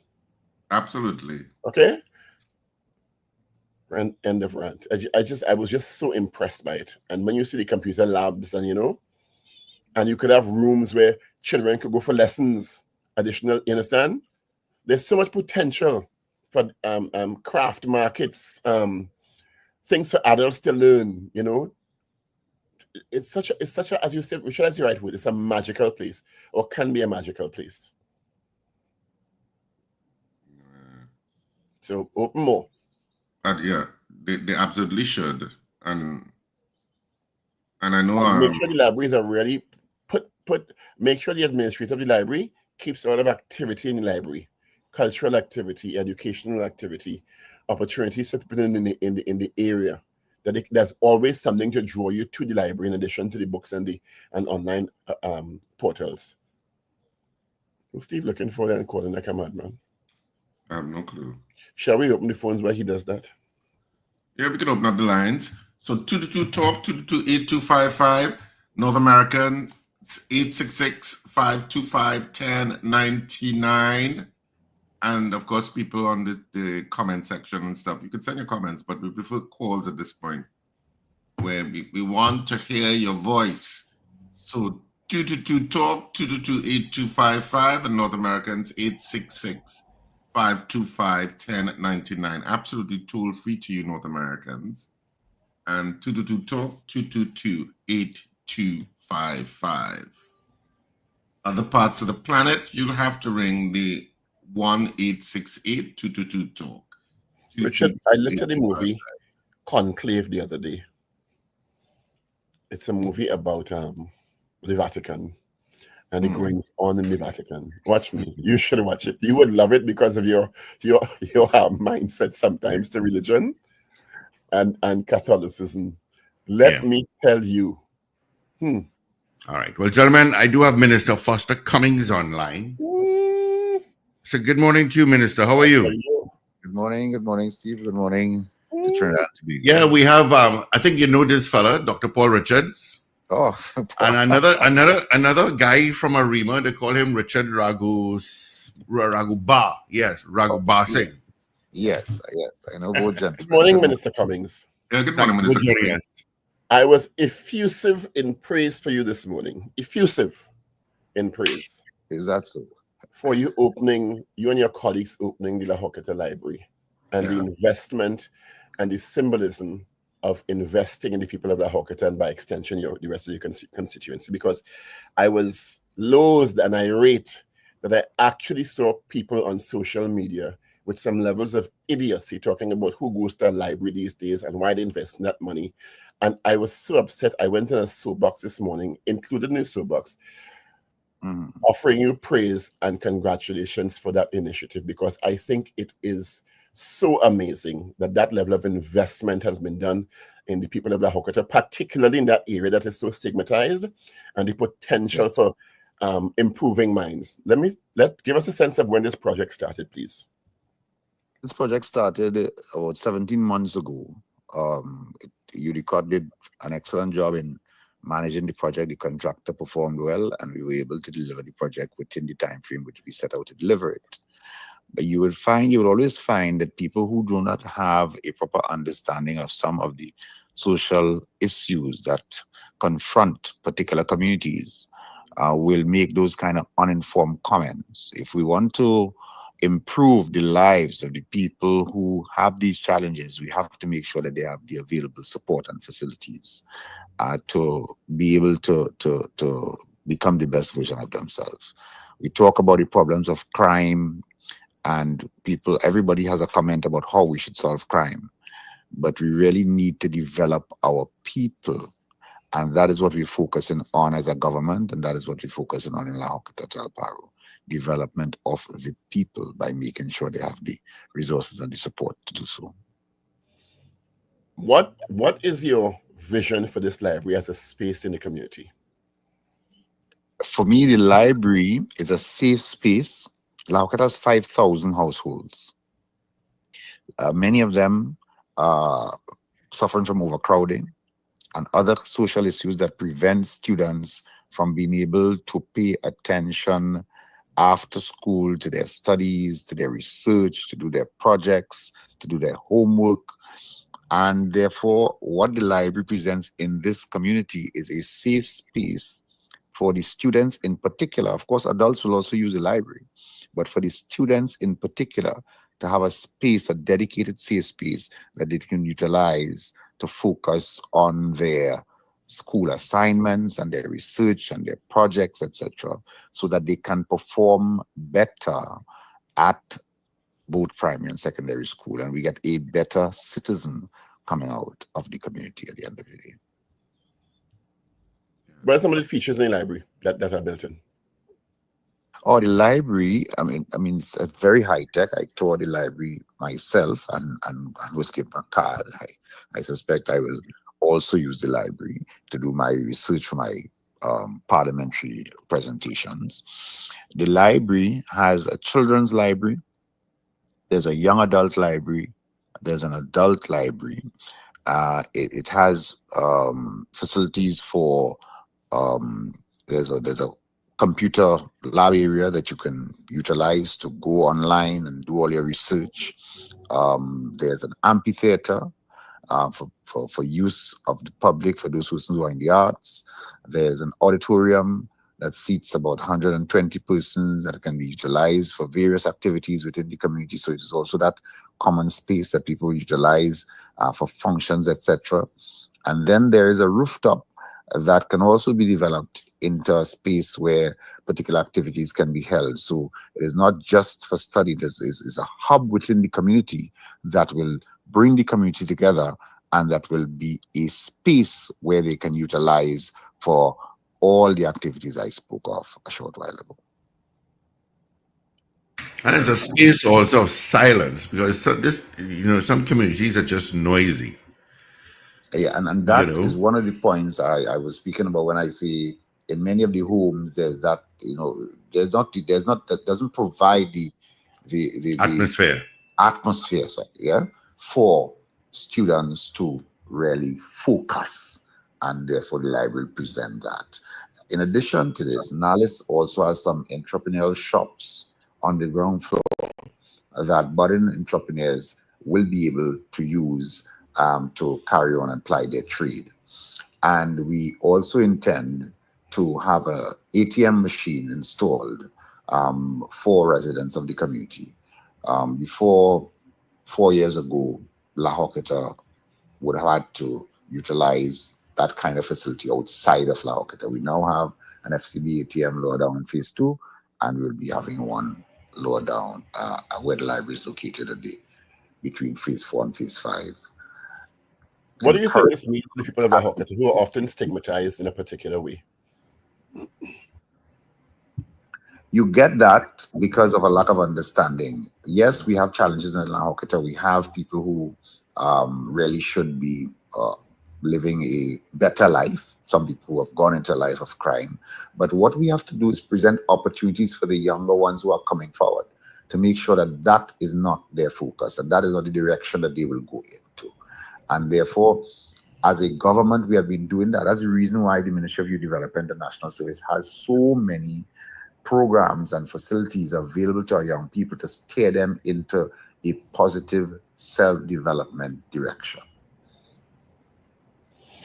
Great. And are there plans to expand this to other constituencies? But we know Diego Martin has a library. Is it a rollout generally across the country? I don't know if you could answer that. Well, of course, the question best posed to Minister Dino Breaker and Nalis, but Diego Martin got a similar facility some time ago. We have just recently received this facility in La Hoqueta, and I have no doubt that other parts of Trinidad and Tobago will be able to benefit from this great initiative. We welcome this facility. I know it is going to be utilized by the community and even surrounding areas, people as far as Arima and Malabar, Talparo, San Rafael. This constituency is one of the largest in terms of landmass, and therefore this library is going to be utilized. For those outside of La Hoqueta, Talparo, who have been making those comments on social media, is very unfortunate. I really hope that they will desist from doing so. We are about positivity and helping to empower and uplift the people of the community.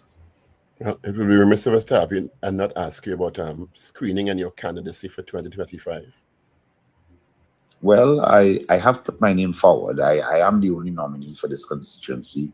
All 40 party groups and the Women's League and the Youth League have nominated me. I suspect that is an indication that they would like me to continue the job that I'm doing. And as long as the screening committee agrees with them, then it's my intention to hit the road and ask the people for their support for another term and to make sure that we keep this seat firmly in the hands of the PNM.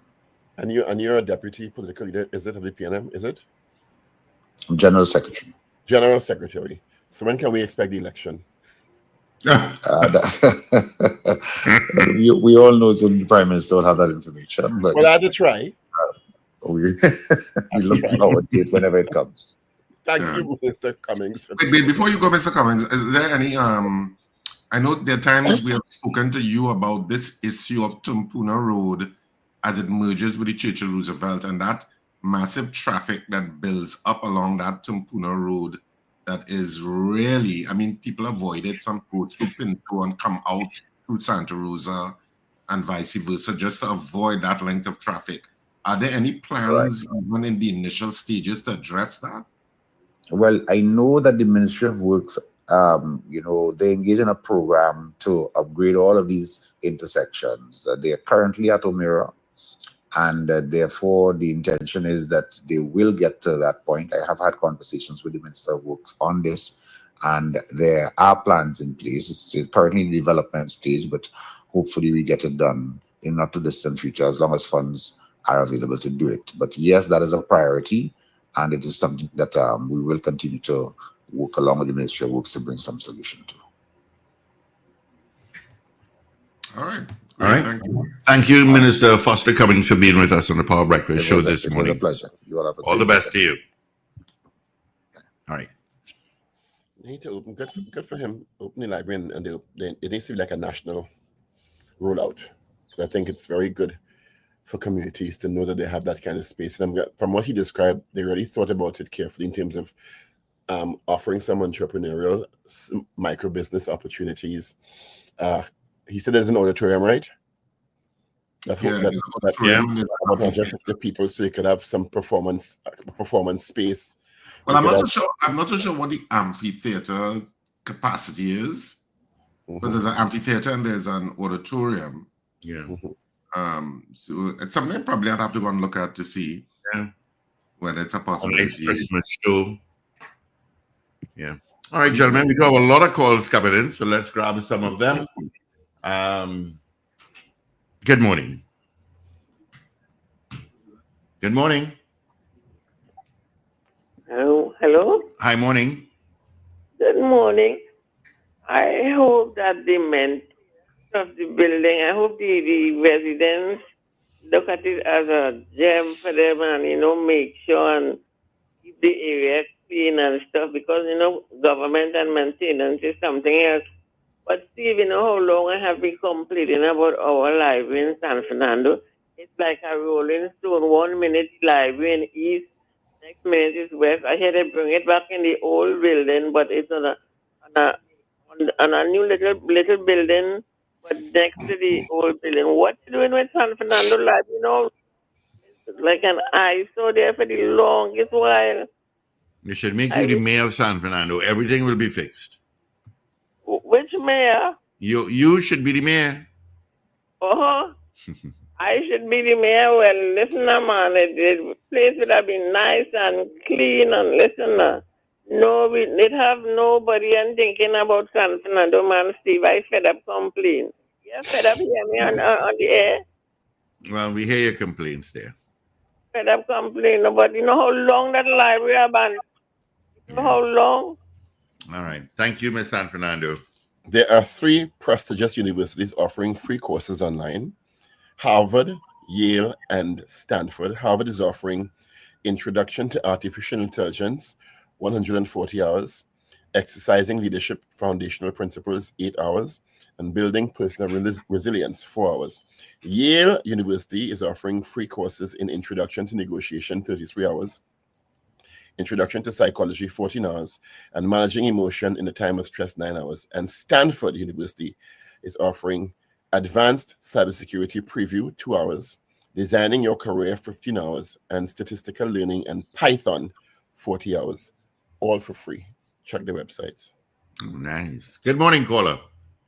Good morning again, gentlemen. Good morning.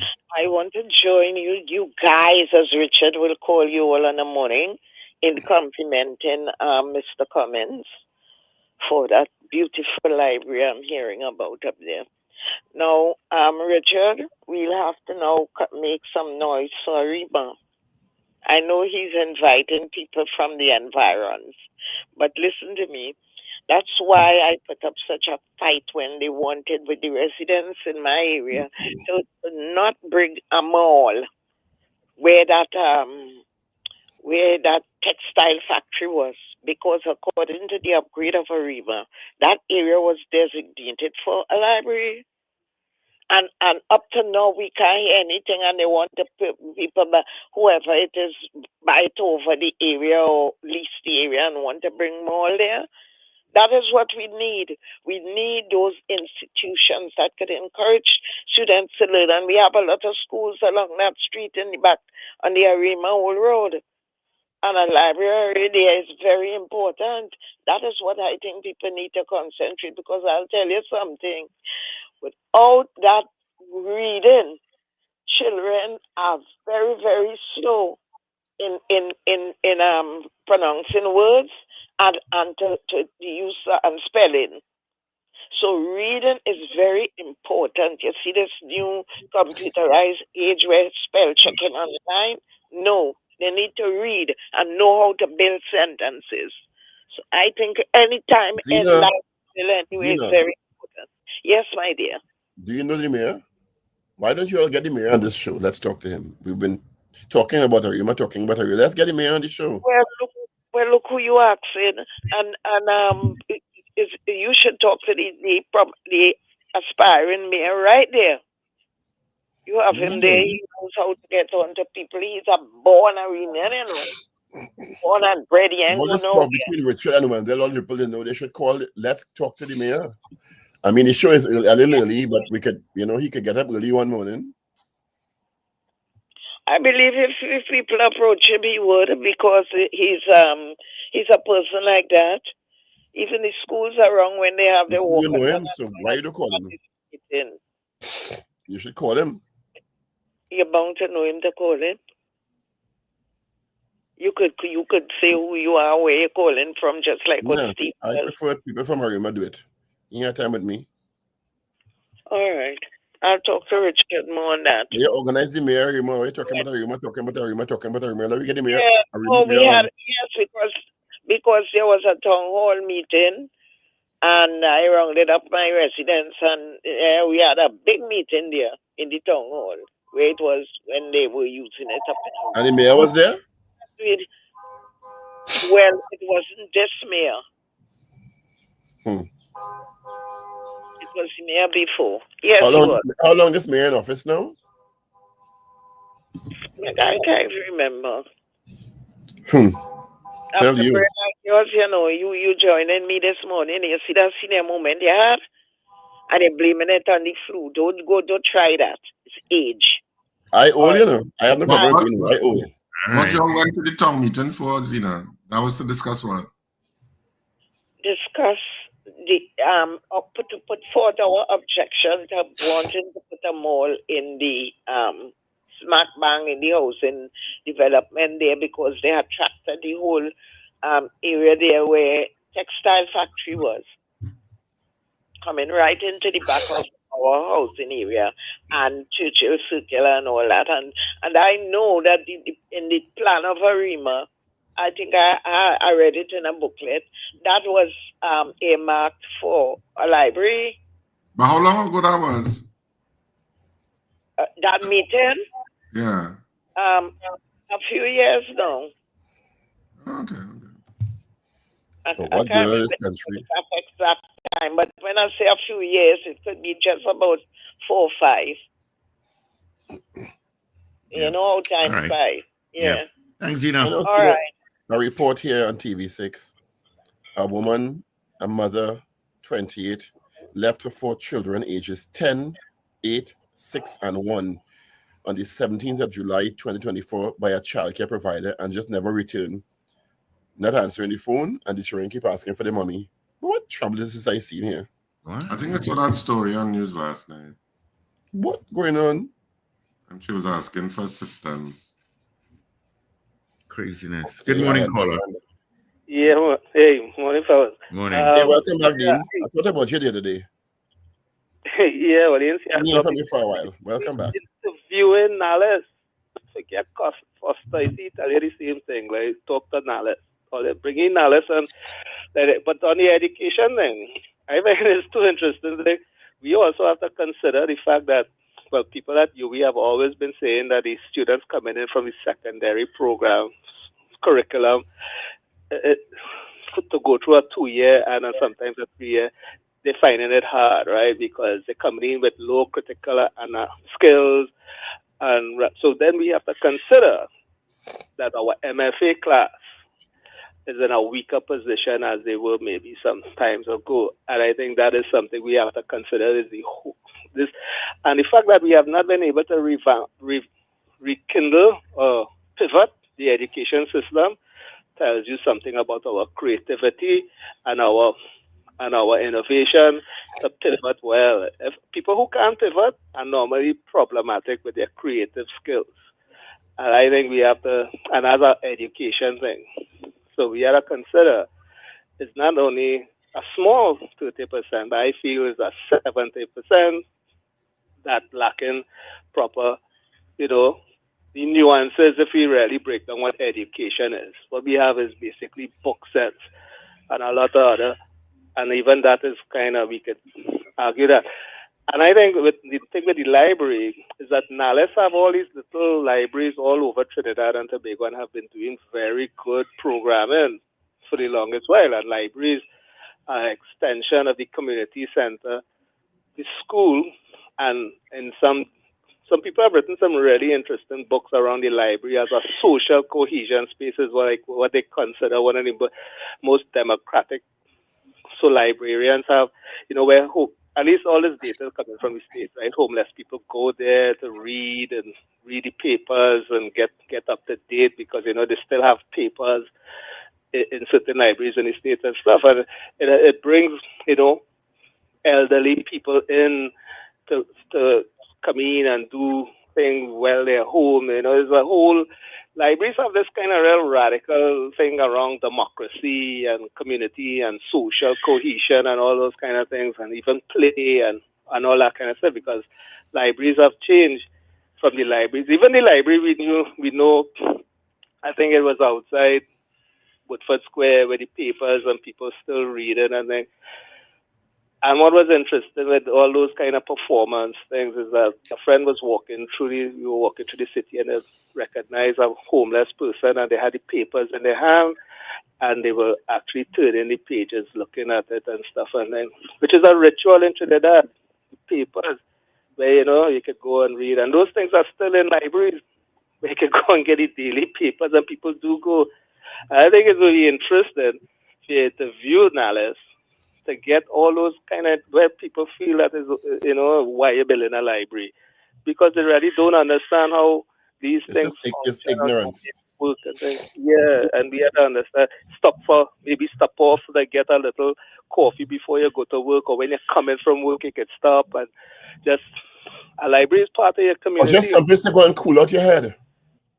Yeah, and maybe see a theater show, community theater, bring back community theater and I think. I mean, Nallis in Port of Spain has been I think it's one of the best places in Port of Spain. When you go to Nallis, you see people, because a friend did a research, people go there to charge their phone, take the little Wi-Fi, right, sitting down on the outside there. She has done an interview with the whole thing, and they ask them why they're there. They come just to sit down at a certain time, and then they leave, because it's a kind of living room of the East Port of Spain in certain ways. So they come there to Nallis in Port of Spain there to do certain things and move off. And around the corner, there's some fellas playing chess and checkers, and and that's the thing. So when you look at Nallis, just the library as how it functions as a library. Then there's just on the outskirts is all that activity. Then inside there's that activity, and then there's the amphitheater with another type of activity going on. Yeah, man, bring them in. All right, fellas. Thanks, Dean. Good morning. Good morning. Hello. Hi. Hey, morning. Good morning, Mr. Patrick. Wendell, Richard Ragoobarsingh, morning. People who try to criticize libraries don't understand the power of knowledge. A library is a place where people could go and get and gain great knowledge. That's not. It's a powerhouse for education and different things. But people like to look down on certain communities. That's the problem, eh? People look down on certain communities. Mr. Patrick, you're absolutely right. That's what I said this morning. It's because it's the Hokkata. Yeah, I mean, if I spend for $42 million in Hokkata, by the way, Hokkata educated people. I have friends with teachers, with police, with doctors, with lawyers from Hokkata. So I don't know what people think Hokkata and Bologna is about. And that people in Westmoreland and all about the place and Long Circular and all about it. I don't want to use the word on the radio. They don't. They commit crime too. But it's a white collar crime and it's a low class crime now. So they don't look at white collar crime as crime. You understand? But they all have to say about that. But it's a Ragoobarsingh. Yeah. The police, they recharge. They could recharge that person. Yeah, well, they just did it. Because I think I was saying, a lawyer was saying that time that once you charge a person already and the case falls through or the case don't go through, it's have a word, they call it double what? But we had that whole double jeopardy issue, but we had discussed that not only with the Minister of National Security, we had also discussed it with Larry Lara, Senior Counsel. The defense counsel can raise the issue in however they want to raise it in terms of the double jeopardy or whether that is even applicable in this case. I know the minister did not think it was, neither did Larry, because the case was not ventilated.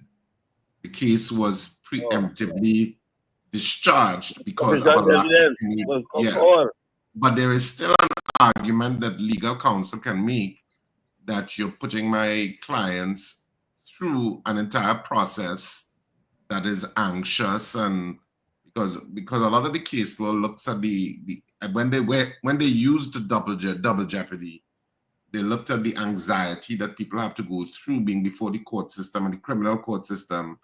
In terms of a matter. So all of those kinds of things were factored in a lot of those case decisions in terms of the double jeopardy cases. But I know the minister and Larry felt that the constituent elements that lays the foundation for raising double jeopardy, in their opinion, did not exist or was weak at best. But we'll see how defense counsel raises the issue or whatever is adjuncted in terms of handling the matter, because it's something that's going to be raised in some form. That will be raised. That must be raised. Yeah.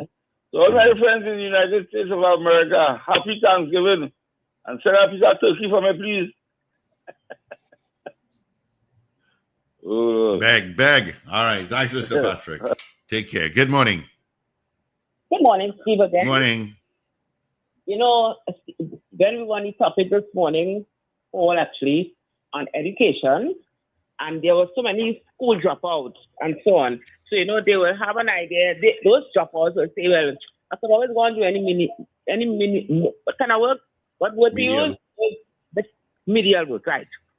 So, I was reading something on Facebook where in Jamaica, a company that operates in Kingston Airport, in Norman Manley Airport, sorry, he is hiring only people with degrees to be a car park attendant. And he's defending that and saying that they must have a degree in tourism management, marketing, or any related field, and a proficiency in Spanish too. The reason why he wants that is because they can move up in the company later on, which they say had happened with 6 persons, moving up in the company. So because people blast them for that, So to be a car park attendant, you don't just have to just spell or talk to somebody. They don't want that. That's low. You must have a degree. So if that was in our free country, what would have happened to some people there who are car park attendants now? So you see how the difference is? our companies want a higher level of education for everything.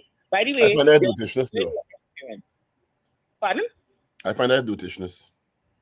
Yes, it is.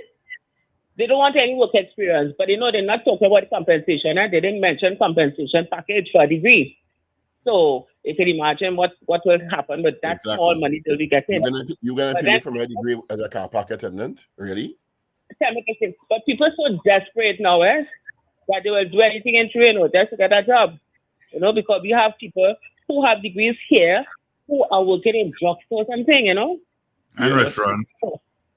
Yeah. Okay. All righty. Thank you. Good morning. Hello. One more time. Good morning, caller. Pleasant morning. Morning. Good morning. My recommendation here, or suggestion, back in the days, we had 4-H in primary school. They just food for thought. I think they should reintroduce 4-H club in every primary school. That's just food for thought. What do you guys think? Go on. What is 4-H club again? Just remind us. Was that an agriculture kind of thing? The one with the leaves. Wasn't that 4-H a kind of agriculture thing? To remind me exactly what it is. I can't remember it. Maybe the caller could call back and see what 4-H was about. But I think it was something like that. I remember the logo being 4 leaves. I think it was actually, you're right, agriculturally based. Yeah. Good morning. Hello, good morning, Dr. Paul. Good morning. Is there a way for the government to hold fathers responsible? Because lately you're having a lot of women with children sick who was one living in a car, one had 12 the other day. Next one was living in an old abandoned house and had 3 children below 10. Where is the father? The lady who dropped off these children by this babysitter, I think the babysitter already have 3. So that's 7 children. Where is the father? Ain't about the government, but the criminal justice system. Thank you, San Fernando. Gentlemen, this is where we're going to wrap it up for this Thursday. Have a great day. You all be safe out there. Absolutely. The weekend has begun, people. It's Thursday, so tonight at the second after midnight, the weekend will be here. So have a fantastic day, whatever you decide to do today.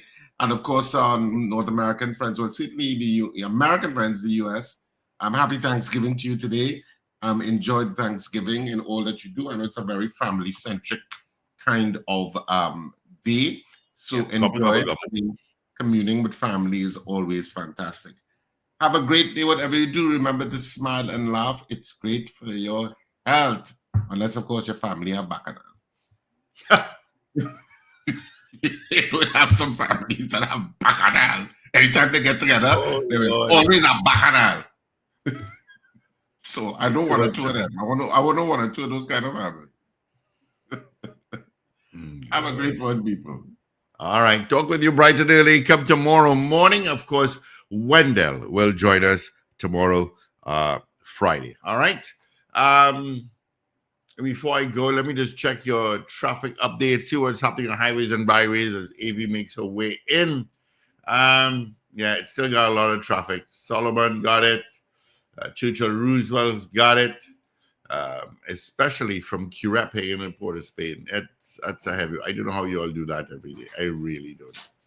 But have a good day, folks. Just a reminder that Dr. Gooding of Pet Oasis, you can follow them on Facebook, will be at the Pet Butler on El Socorro Road. You can call 610-8725 to book an appointment to see him and come by and pick up your pet supplies. All right? Okay, let's get into 8 o'clock news brief. If he is in. This is your news bulletin from Power 102 Digital. It is time for your news update to 8 o'clock. I'm Avril Cynthia Bab. Good morning. National Security Minister Fitzgerald Hines has strongly condemned the opposition leader Kamala Persad-Bassasa's hardline stance on Venezuelan migrants, describing it as a cheap political strategy. He said it was dangerous to society with the potential to spread unwarranted hate and anger. The High Court has issued orders mandating that 7 police officers who were discharged last week, Monday, on charges of misbehavior in public office reappear in court on February 21st. However, West stressed the importance of a thorough investigation, saying that the PCA will continue independent probe into why this matter was dismissed initially. Hundreds of cases of bullying were reported to school authorities in the primary and secondary school systems from 2022 to present, resulting in suspensions of pupils, according to a JSC. Meanwhile, amid significant spending on remedial efforts at the primary school level to improve the performance of students with low grades, there was concern from the chairman of the JSC, Dr. Paul Richards, about pupils who continue to struggle academically. That was your update to 8 o'clock. News in full is coming up at 12 noon. I'm Avril Cynthia Bob. Good morning. Up to date and credible. Power 102 Digital.